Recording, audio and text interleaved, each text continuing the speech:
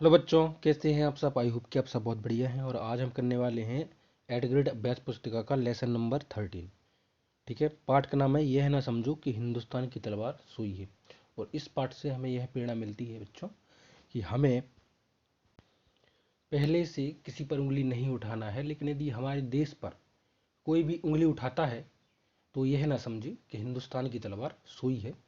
जिस प्रकार से वीरों का उदाहरण देकर इसमें समझाया गया है कि किस प्रकार महाराणा प्रताप, छत्रपति शिवाजी जैसे वीर इस देश में हुए हैं, तो हम भी उसी वीरों का खून है। ठीक है बच्चों, तो आइए शुरू करते हैं। और डिस्क्रिप्शन में लिंक है, तो आप जाकर वहाँ पर अन्य पाठों के समाधान के लिए क्लिक करें और देखें। पहला क्वेश्चन आपको दिया गया है, हमने संसार को कौन सा संदेश दिया। देखो बच्चों, अति लघु उत्तरीय प्रश्न है ना, तो इसका सही आंसर हो जाएगा कि हमने संसार को शांति का संदेश दिया है। किसका? शांति का। ओके।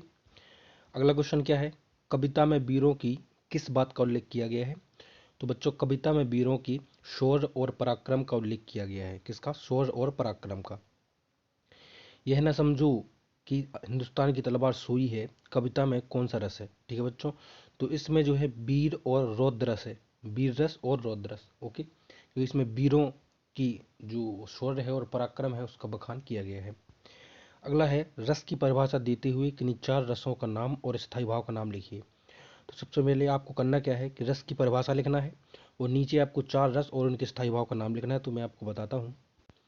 तो देखिए बच्चों, आपको सबसे पहले रस की परिभाषा इस प्रकार से लिखनी है कि किसी कविता, देखो इधर लिखा है ना रस, तो आपको वैसे वैसे ही उतार देना है। किसी कविता को पढ़ते या सुनते समय प्राप्त आनंद की अनुभूति को रस कहते हैं। ओके। और चार रसों और उनका उदाहरण लिखना है, तो आपको स्थायी भाव लिखना है, तो आप इनको लिख देंगे चार। कोई भी, देखो इधर से लिखना है रस और उनका स्थायी भाव। ठीक है, तो चार कोई भी आप लिख सकते हैं, जो भी आपका मन करे। श्रृंगार रस का स्थायी भाव है रति या प्रेम। हास रस का स्थायी भाव है हास या हंसी। करुण रस का स्थायी भाव है शोक। और वीर रस का स्थायी भाव है उत्साह। ठीक है, तो ये क्वेश्चन जो है आपका कंप्लीट हुआ। देखिए, अगला अगले पेज पर आपको क्या दिया गया है कि यह ना समझो कि हिंदुस्तान की तलवार सुई है, से क्या आशा है। तो देखो, इसका आशा है कि यह ना समझा जाए कि हिंदुस्तान के वीरों ने अपनी वीरता खो दी है। ठीक है बच्चों, क्योंकि हम जो है पहली बार नहीं करते। ठीक है, क्योंकि हम शांति का संदेश देते हैं। ओके। लहू देंगे मगर इस देश की माटी नहीं देंगे, से क्या आशा है। तो हम खून दे सकते हैं पर अपने देश की, भारत की जमीन का एक टुकड़ा भी नहीं देंगे। इस पंक्तियों का यही आशा है। ओके। अगला क्वेश्चन क्या है, हमारे देश पर यदि कोई देश आक्रमण करे तो ऐसी स्थिति में हमारे क्या कर्तव्य होंगे। तो आइए बच्चों, मैं आपको बताता हूँ।